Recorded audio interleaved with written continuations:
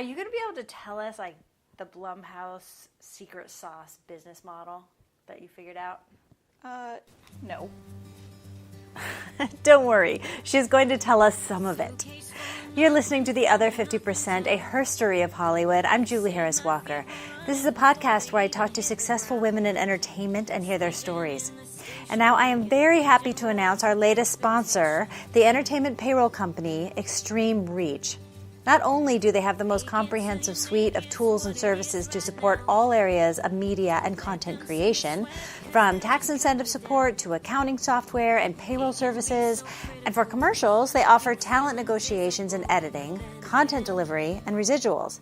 And in terms of culture, they are committed to becoming the most inclusive and diverse payroll company in the business. And I can't think of a better shared value for this podcast. So welcome, Extreme Reach. Now, for this episode, I sat down with Jeanette Volturno. Jeanette is the head of production at Blumhouse, the company that has brought you the Paranormal series, The Purge, Insidious, all the horror films. She also has her own company called Catchlight Films, as well as several entrepreneurial endeavors, and she will tell us all about it. You can find us at theother50%.com for added features, photos, show notes, merchandise. You can also listen on Apple Podcasts, Stitcher, Podbay, all the podcast places. Also, if you haven't yet, please go try out the new podcast I'm producing called Exit 38. It's a show where two people who seem to be opposites from a political perspective discuss the issues of the day while trying to find common ground. I know I am biased, but I love it. They are both really smart and thoughtful and kind. Go try Exit 38 and subscribe. You can find it on Apple Podcasts and all the podcast places. Okay, here's my conversation with Jeanette. Have a listen. I'm excited to talk to you because everyone wants to hear what you're doing. Because you're head of production at Blumhouse, yes? Yes. Okay, what's your title? Head of production, Blumhouse. Oh, yep. I nailed it in one. I nailed it. Are you going to be able to tell us, like, the Blumhouse secret sauce business model that you figured out? No, but I can tell you my philosophies, and Let's do those that. those are the foundations for that. Yeah, let's start at the beginning. Okay, great. I think one of the most pivotal jobs that I had when I first started was at a little company called 10dB. And I went in for a summer job interview, and I thought I was going in to be a PA. I was still in college. I was just trying to have a summer job. Mm-hmm. And I met with this woman who was probably about 5 feet tall, probably mid-60s, red fiery hair, Jewish woman that could light Las Vegas on fire with her power. She was fantastic. And she said, what do you want to do? And I said, well, I want to be a producer. And she said, well, you need to be in accounting. And I went, what? Exactly. Same reaction. And she put me in the accounting department, and I never got to work with her.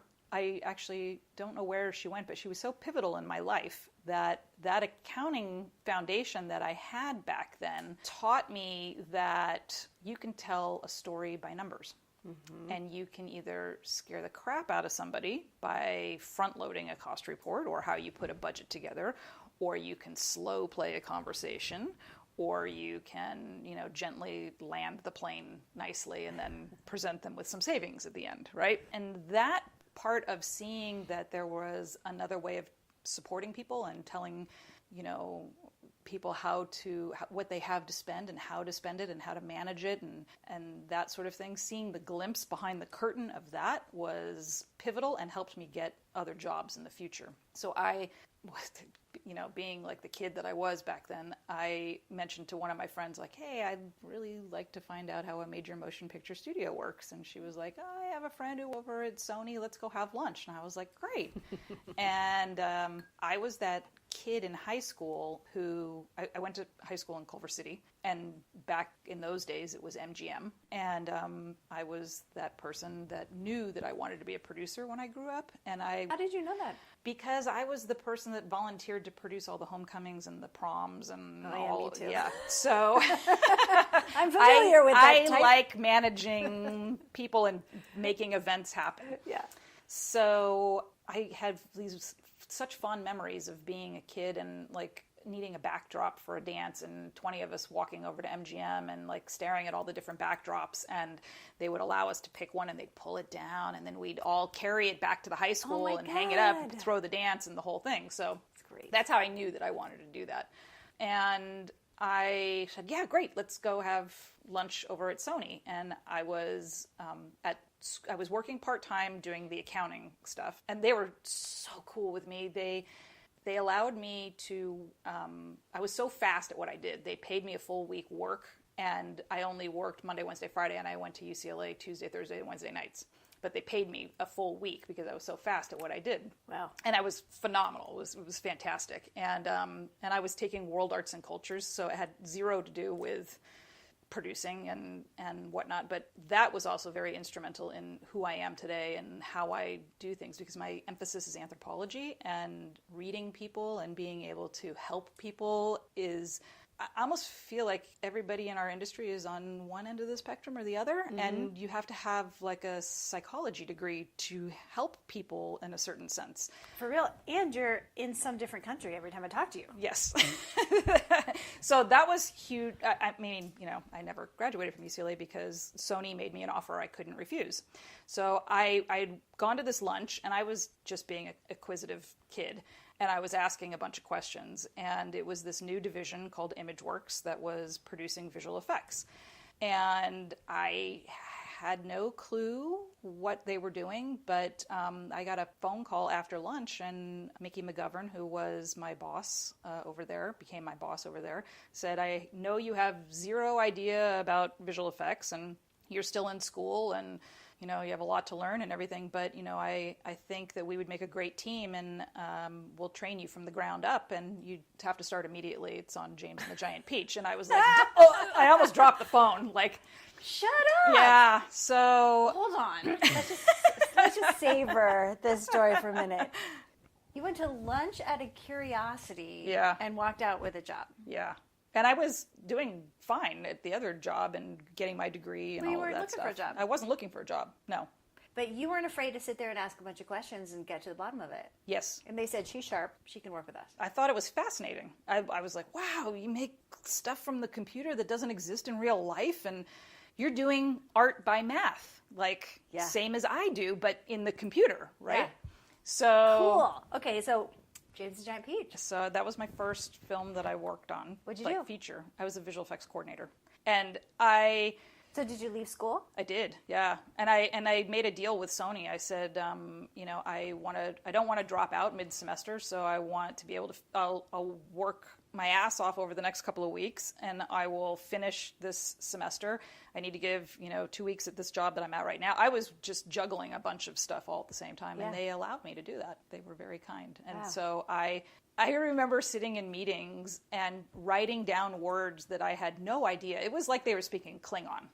I had no clue what they were talking about. And it was my responsibility to manage 100 artists who were working on all these shots, and all these shots had all these different elements. And James and the Giant Peach was a beautiful film that was done live action, stop motion, computer graphic, and traditional cell animation. Mm-hmm. And we were blending them all together. And the main stages, the stop motion, were up in San Francisco, and we were down in Los Angeles, and we were only one of the visual effects vendors at the time. So I was liaisoning with a lot of people. And you're what, 20 at this point? Yeah, I was like 22, 21, 20, something like that. And we were sort of squatting in the TriStar building because we didn't have our own space yet. ImageWorks was building. I was like employee number 40 or something. I mean, it was so small when I first got there.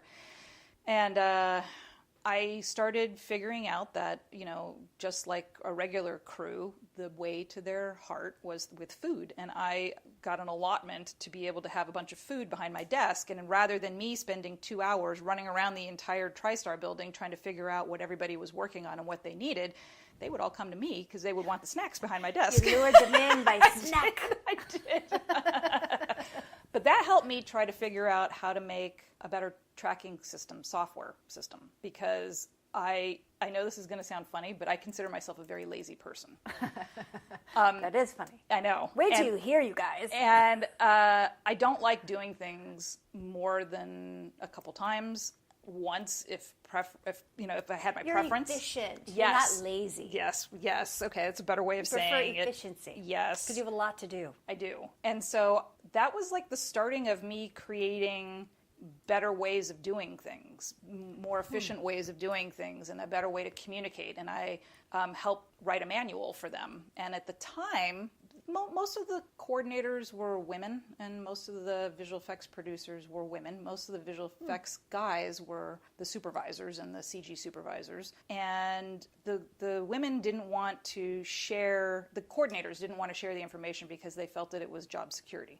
And so I didn't have a problem with it because I knew inherently in my heart that it doesn't matter how much you know, it's your personality and how well you take care of people that gets you the next job. Really.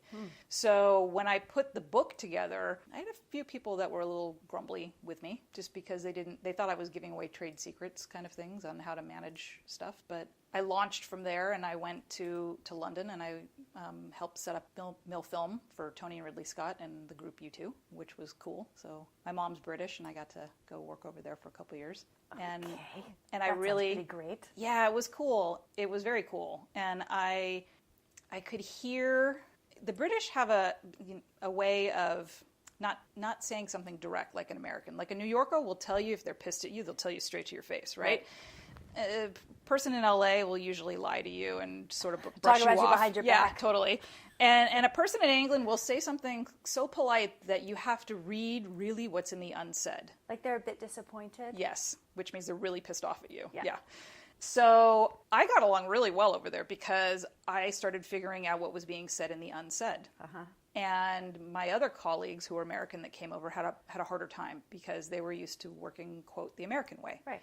Like, yeah, you're disappointed. We're all disappointed. Yeah, Let's get but I going. was really glad that I took that job because it gave me the foundations of working overseas and being able to work with other cultures. And Mill Film was fantastic because they bumped me up to an associate visual effects producer, and they allowed me to go and do shoots in Ireland and in Liverpool and in Prague and so I went all over the place, like managing these little shoots and stuff. And these little shoots gave me the foundation for what I do today with Blumhouse and how I started looking at how you put stuff together. And I worked on Lost in Space, the Lost in Space that was done back in I don't know, 97, whatever it was.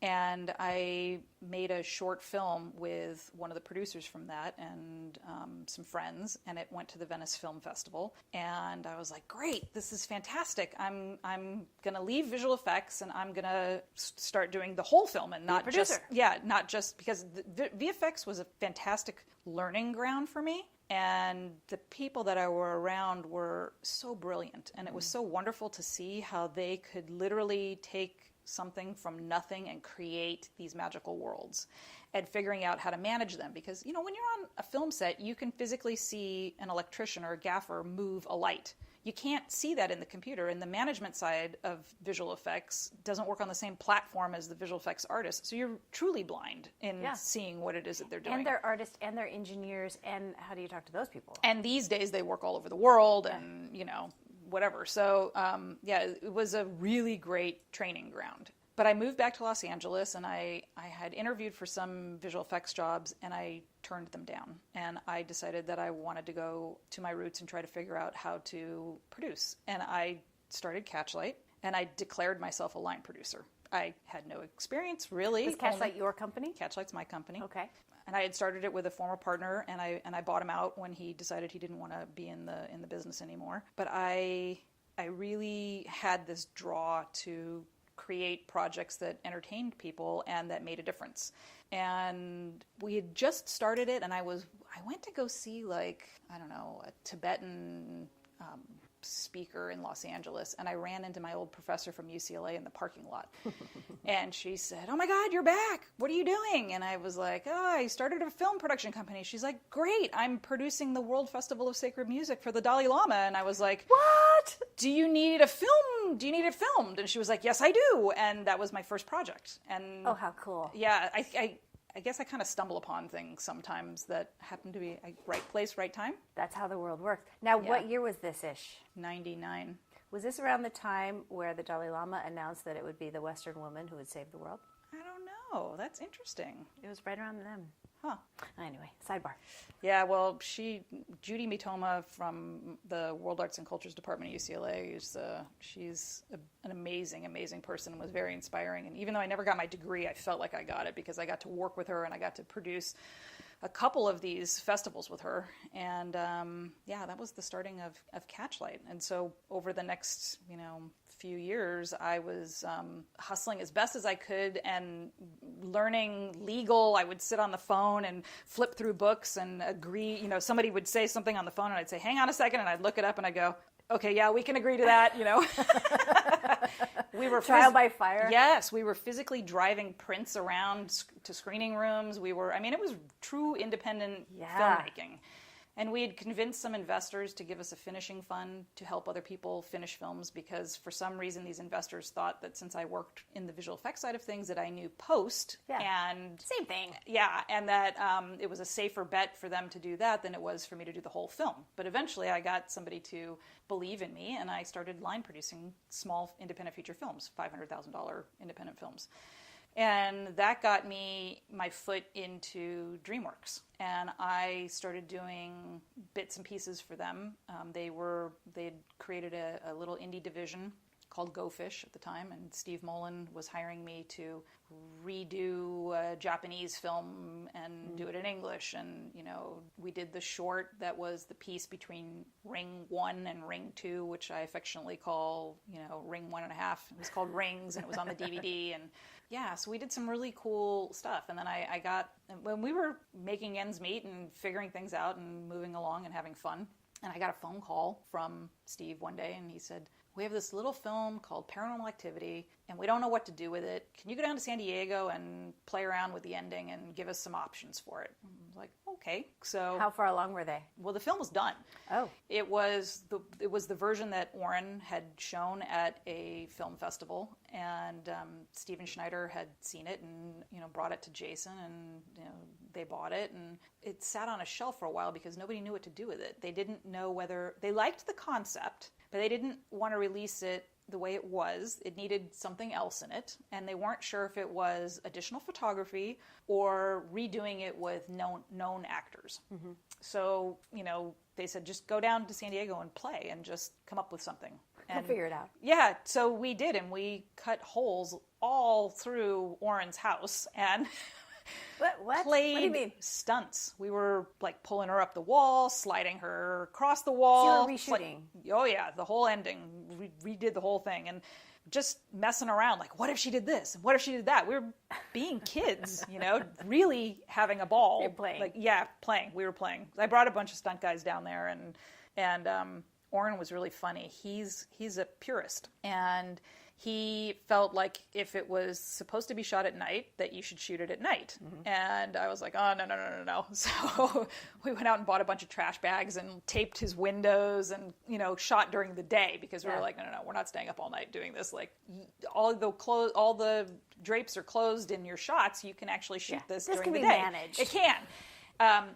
It was a good balancing with Oren because we really had to be able to give him what he wanted creatively in the way that he wanted to do it, and he had to allow us the ability to bring in some film ways of doing things.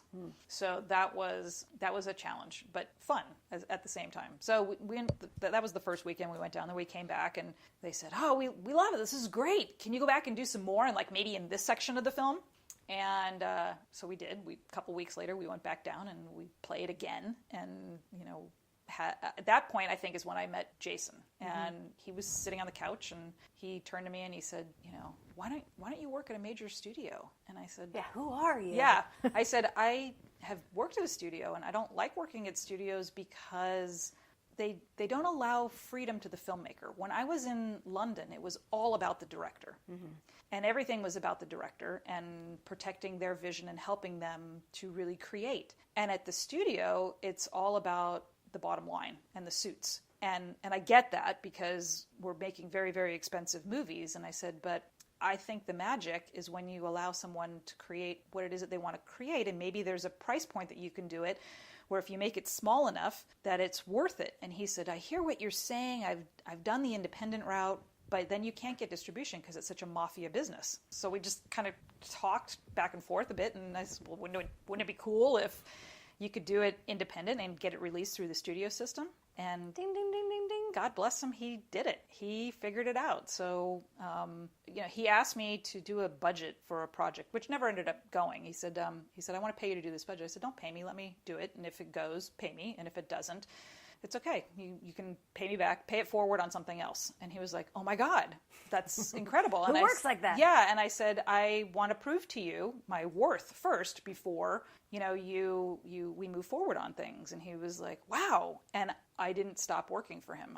He kept that built the loyalty, and I kept line producing things for him. And it just went crazy. Like we started off with I think it was a 5-picture deal with, at the time it was Alliance, and then they became E1. Mm-hmm. And this was how long ago? 2007 was Paranormal, 2009, something like that. Started on that. And the first film out on that one was Insidious. And I said, my union friends will always get on me for this, but we did this non-union in LA, and we did the whole thing with delivery and everything for $970,000. And what? Because we had done it, I said to Jason, because he needed to prove this model to Alliance, and I said, I'll do this for you, but you have to give the crew profit participation. And he said, okay. Because there will be some. Yeah. Well, I believed in James and Lee, and so did he. He said, okay, fine. You can. I understand what you're saying, and I want to treat people fairly. And okay, you create a crew pool, and then you tell me what it is, and I'll approve it, and I'll get it approved through them. So every single person on that movie got a check who worked, even a PA if they only worked one day. Wow. And I think it was close to $2 million that he handed out on that film. $2 million that he handed out in bonuses afterwards? To the crew, just to the crew. Fantastic. Just to the crew, yeah. So that started on the whole model of, if you make it small enough and you give the director the freedom to make what they want within the parameters of this sandbox, and it does well, that you'll reward the crew for having come and worked on this passion piece, and we're at about a 50-50 right now. 50% of the films that we do hit the crew bonus pools, and the other 50% don't. So that's how you're still doing it? We're still doing it, but it's not for the entire crew now. It's only for the department heads. So yeah, amazing. Yeah. Now, did you also work out a union deal at some point for that size? We did. Well, it's just we just play by the union rule. I spent a lot of time reading all of the rule books and figuring out what you can and can't do, and learning, because my whole career had been based in non-union up until Paranormal and Insidious, and right after that it quickly became union. And so I figured out how to play within the rules and how to work with our creatives at the company.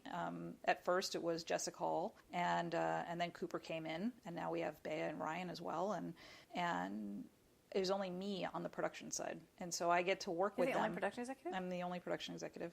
And I get to work with them very closely to help them figure out how to reverse engineer something without cutting what the director really wants out of there. If they tell us this is what's the important thing. And I try never to say no, and I try to always give options. Occasionally I've told Cooper he's crazy, and it could never, ever happen. But it's a rare instance. But I bet by the time you say that, he probably trusts it.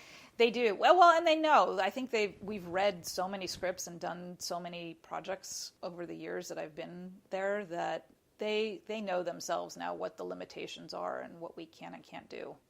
They're not about to go into an alien dogfight in space and try to pull that off for $5 million. Is not going to happen. Right. Yeah, within reason, they understand. So you have a pretty clear model. Like, here's our box where our films fit. Yes, and it took a while for agents and managers and crew and everybody to understand that, but it's pretty easy now. Everyone pretty much gets it when we put something together, that it's really about getting as much as you can on screen and as much time as you can in post. Yeah, so. And I bet people are knocking down your door now. They are, but it helps that Jason never takes a producer fee, so there's no weighted heaviness in the budget for that. There's particular rules that we follow that allow us to be a little bit more nimble, but they're all within the union things. And of course, because Jason's asking everybody to be working at scale prices, that he will wait for his producer fee until the film is sold. So it's great. Well, you guys are killing it. Yeah. I mean, as everyone can see. And you're also a creative producer too, aren't you? Well, I am in my company, but I'm not at Blumhouse. No, I mean, for Blumhouse, I really focus on the production side of things. Right. So then you have your own company as well? Yeah, they've allowed me to keep my own company and develop my own projects. And so what kind of work are you doing there? we're doing a little bit of everything. We're having fun. There's 4 of us, and we only recently resurrected it about 6 months ago. Having been a mother of 2 and going through the amount of work that I've gone through at Blumhouse and all of those things, it's been quite challenging to pay attention to anything else until now. And now the timing is right, and I'm allowed to flex the creativity juices again. So fun. Yeah. And I know you have a whole bunch of side businesses too. Like, you're the most entrepreneurial person I know. Yes, and Blumhouse is very nice. They let me do those things as well. I have a website that's coming out imminently. It's called Vet Your Crew, and it was born over the frustration of not being able to find crew when we were traveling to all these different places, be it Malaysia or Fiji or Toronto or Romania or wherever we were going, trying to find crew who were available, who had the qualifications of what it was that we were looking for, who wanted to work on the level film that we had, all of those things. It was really challenging, and to get referrals back from people takes a couple of days if they call you back, and if they're willing to, yeah, it's the whole thing. So we decided that we would create this website selfishly, first for ourselves to be able to track and follow people, and secondly to give crew and supervisors and producers a place to be able to go and find good vetted crew. That, like, crew answer a question on there: are you willing to work on a tier or a television show? Do you have a passport? Do you speak other languages? Do you own equipment? They have all these different questions that they ask when they sign up for the site. And so you're not calling and asking all those questions no, and taking an hour. Yeah, it's already all filled out for you. So when you, as a producer or a supervisor or manager or even a studio, go in and you want to look for somebody, you can either search by their name, or you can search by their position, or you can search by a location, and it'll give you a list of a whole bunch of people that have already been vetted.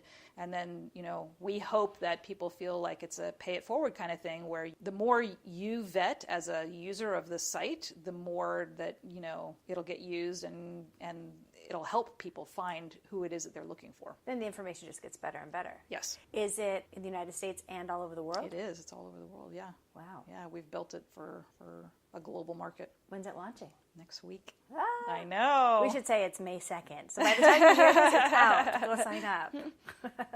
Okay, I want to ask you, what do you make of kind of the state of women in this business and in the world at the moment?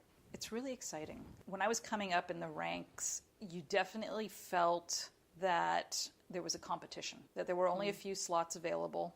And while people may have really liked you or loved you or wanted you to move up, there was a seniority sort of pecking order that was happening, and they wouldn't talk too much about the positions that were open because they wanted to try and keep it for, themselves. Yeah. So nowadays, people, my peers and the groups that I'm involved with, are so wonderful and so open and sharing with stuff that it reminds me of the old mentality of when I was a visual effects coordinator, and was like, the more that people know, the easier it is. And that's the same mentality as the women are taking on now, because they realize that it's not a competition against each other. Yeah. Yeah. And does it feel like there's enough work to go around now that people feel a bit safer about it? So much work. I saw this video that this law firm put out. It's a little 3-minute piece about the amount of content that is going to be required over the next 5 to 10 years. And it's more than what we've produced in totality over the last 50 years. And Seriously? it's like the statistics on this video are mind-blowing. And when I look at that and I go, okay, yeah, I mean, some of it's short, really short form, and some of it's web content, and some of it's other various. Fine, that'll be the training ground. Yes, absolutely. But like I look at my daughter who's 12 and she consumes content on a screen that is a couple of inches big, which drives me crazy. And but constantly. She loves it. Yes, she will watch shows on there, right? So that is only going to exponentially grow over the next few years. And for that, it's a really great time to be in our industry because it's opening new doors for people and allowing women to come up in the ranks and have a position, have a place to go. Now, I'm curious about this with you. I'm interested to hear your answer. Did you have to consciously adjust how you communicate, how you talk to people to be taken seriously and heard? Or have you always just been Yes, Jeanette? To a certain extent. Jason said to me, he calls me JJ. JJ. I love the Jason impression. Yeah. JJ. You need to take the emotion out of your responses or your questions when you ask for things with people. Because I would get so passionate about something and I would be like, blah, blah, blah, blah, blah, blah, blah, blah. And he's like, men can't hear you. They hear the whine or the complain or the high-pitched noise, but they're not hearing the substance behind what it is you're saying. They just want that to stop. Exactly. And it took me a long time to really understand what it was that he was saying and to really get what he was saying and to be able to manage that in having conversations. And I still have to consciously say to myself, okay, and we're going to take the emotion out and have this conversation and just give him the facts, Let me take it down a notch and a step back. And I try to phrase it that way because I get so passionate about something that I get very, I just amp myself up. And oh, I hear you. I do the same thing. I'll be gesturing wildly in your face, telling you about something. Yes, yeah, totally. That's my side too. That's my Italian side. I will definitely get very passionate about it and get up in people's faces.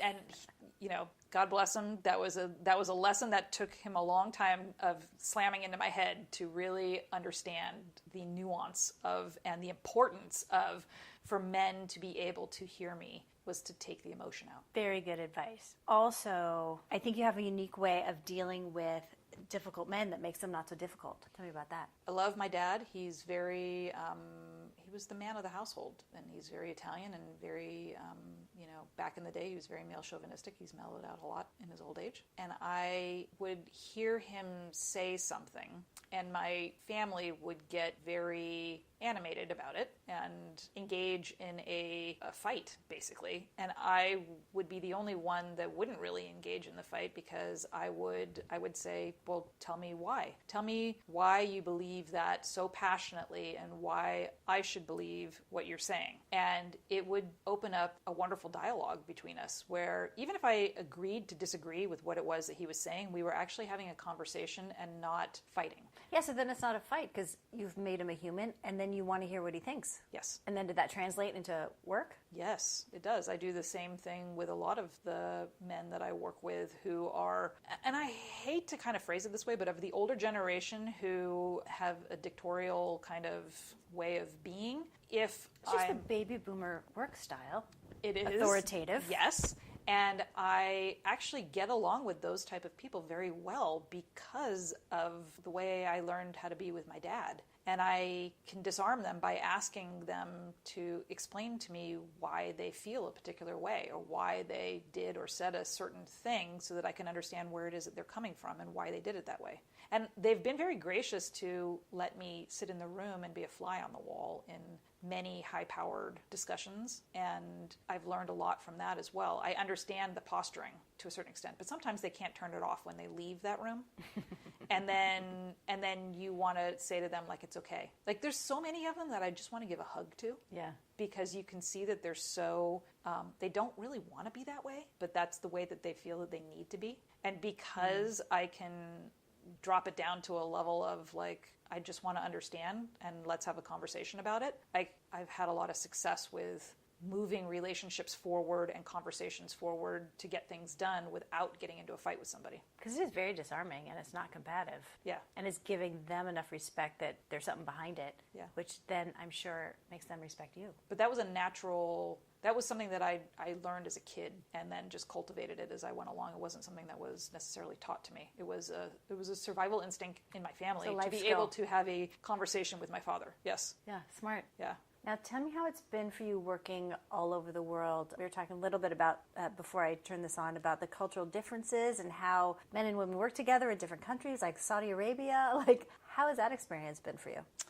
I was very lucky as a kid. My mom worked for Singapore Airlines, and my dad lived overseas in a couple of different places. And I would spend my summers with him overseas. I would get flown over there, and I would be in Morocco or Yemen or Kenya or wherever it was that he was stationed. What did he do?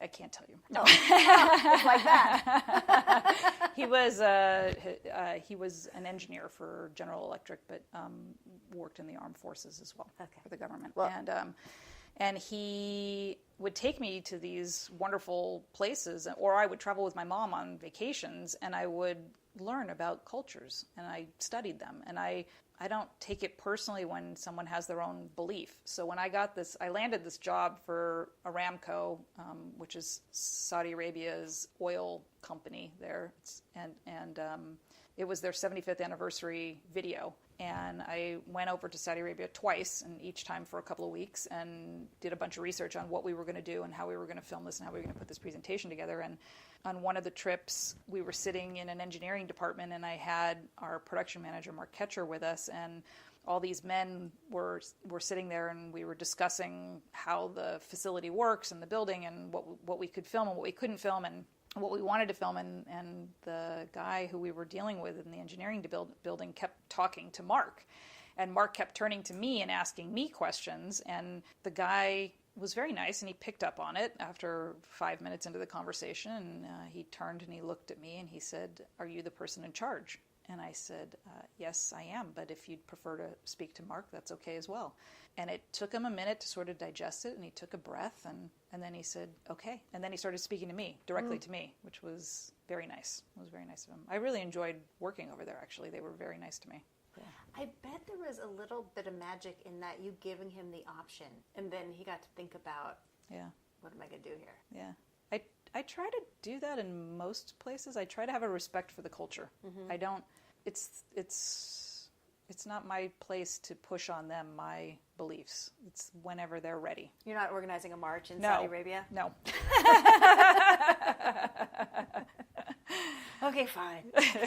There's been a lot of talk lately about wage gap. Is that a thing? Have you seen it? It is. Yeah, I've seen it. I've seen it through my own experiences, and I've seen it through negotiating contracts through agents and managers, and I've seen it, in my friends as well. So, is everybody kind of in on it, consciously or not? Like, if agents have two clients, one's a man and one's a woman, and they're negotiating better for the man, like, what is that about? It's a really interesting thing. I did this survey with my female friends, my colleagues, and I think the most startling thing that I found out, because, we don't hang out at a golf club together or any of that stuff. We all go home and have families or other things that we're dealing with, and we've always been trained not to really talk about money with each other, so we don't. But I decided that before I went into my next contract negotiation, I was going to ask around, and people were very kind and responded to a anonymous survey that asked people what their salaries were. Ooh. And once I went through the women, I started asking men to help me fill it out. And I did have some really amazing men that helped me figure out how to get enough data to figure out where the balance was in this. Mm-hmm. And I would have to say that, yes, there is definitely a gap, and a pretty big one, but it's closing. The contracts are getting better and better. I was surprised that the area that was most abused is the bonuses. Oh, because that's not as transparent at all. Correct. So you might say you're getting the same wage for salary, but the bonus structure is totally different. Interesting. Yeah. All right, so that's something important to negotiate as you're going in as well. How much negotiating pull do you have with that? Well, I'm one of those rare people that do my own negotiations. Mm-hmm. You don't have an agent doing it? Nope. I kind of always grew up with the mentality of I negotiate everybody else's deals, so why would I have somebody negotiate for me? Which I'm sure is a pro and a con to a certain extent. I don't know how you ever know. I know, you don't. I know, it's hard.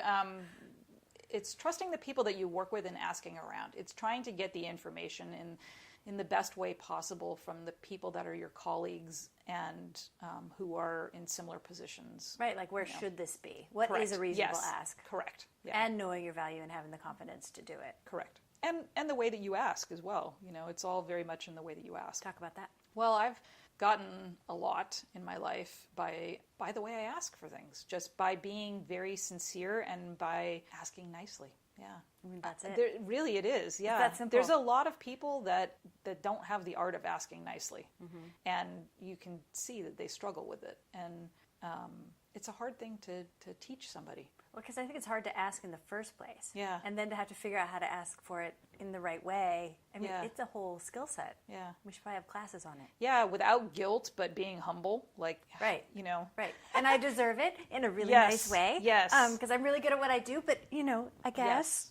Yes. Yeah. And, and I try to go in with backup for things when I ask for things. I had one of my very early bosses used to tell me it takes two people to ask the same thing or tell the same thing to somebody before they'll start to change and listen. And so if I knew that I needed something for a shoot, I need whatever, and I needed an extra $5,000 for it or whatever it is, right? Mm-hmm. If I went and had the conversation with somebody and said, we really need this, blah, blah, blah, they would most likely be, this is back in the day before I have the clout that I have now, but yeah.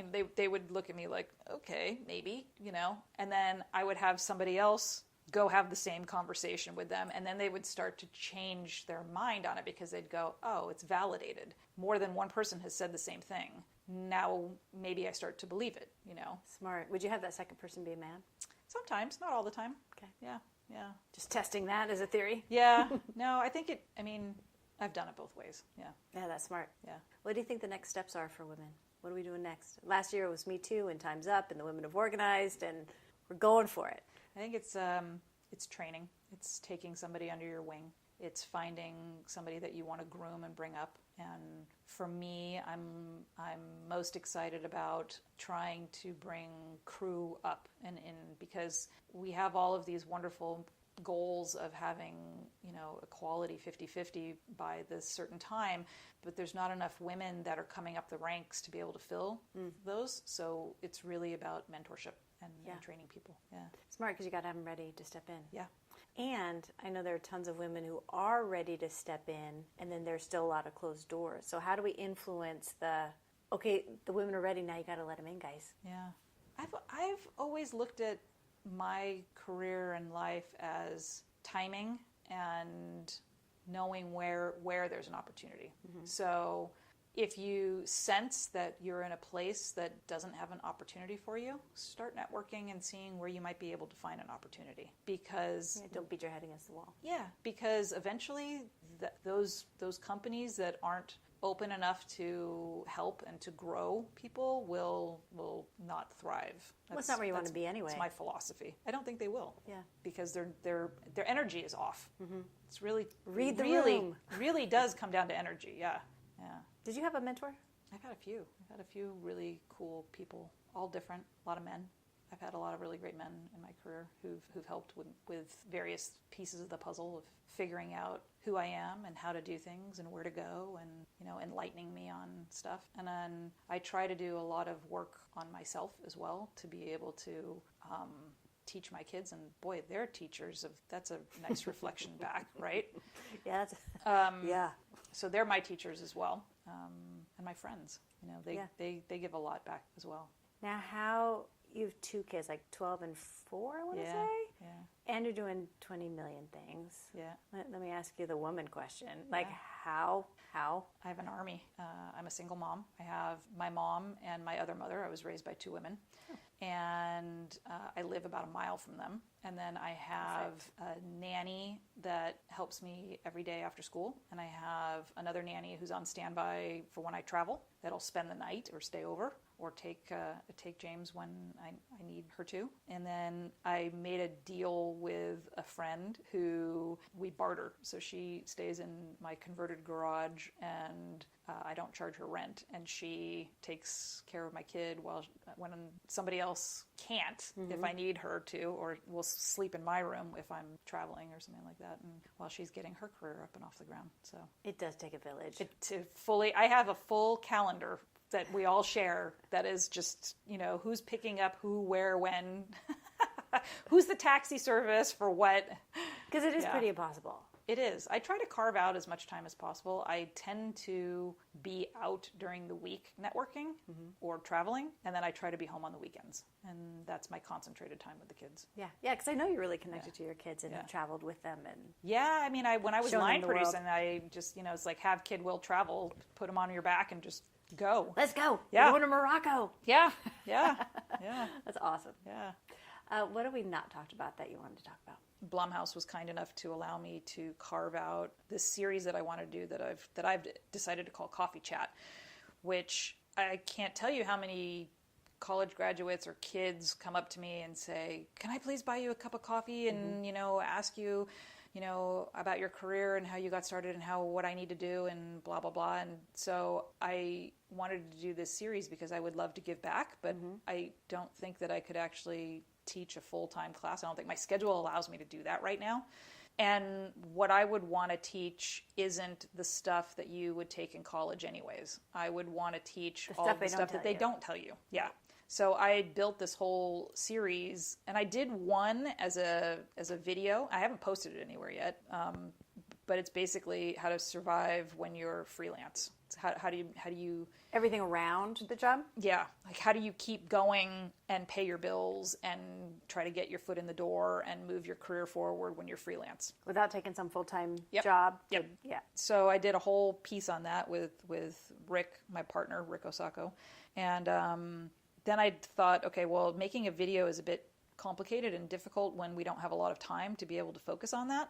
So we are actually considering reconceiving it as a podcast. Yeah, I was just going to say, that sounds like a podcast series.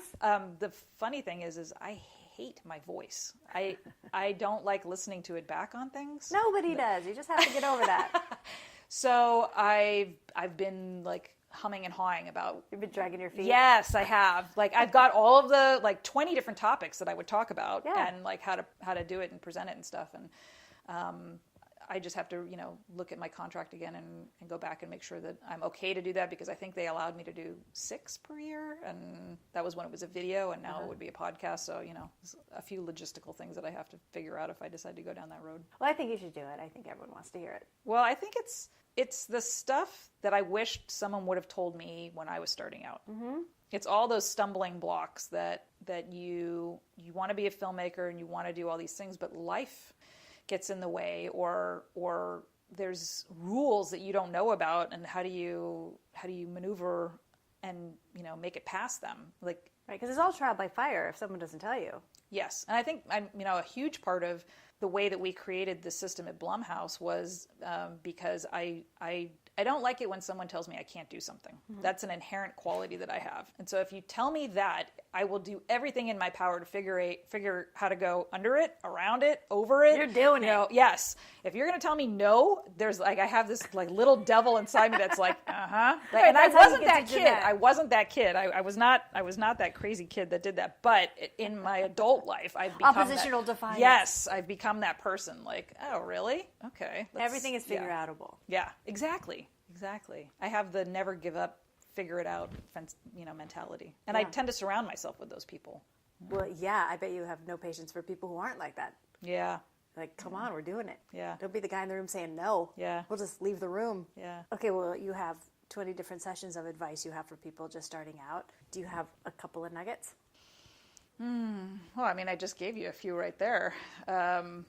Always surround yourself with people that are your friends and that you would go into battle with. And when you do that, and when you go into business with them, make sure that you have it written down in writing so that there's no misunderstandings between you and that person, because the last thing you want to do is lose that friendship over a misunderstanding. Yeah, that's smart, but I bet it's hard to start that conversation of, I love you, we're going to do this project, and let's do a little paperwork first. It is, but it's really necessary. How do you broach that with someone? Well, the way that I just did with the, when I decided that we were going to relaunch Catchlight, and I asked my friends to come in and do it. I said, this is how I see it being set up. And for me, Catchlight is going to be the relaunch of it. I invited these 3 other friends of mine. There's 4 of us, and because of the pay inequality, I pitched to them that all of us would be paid the same.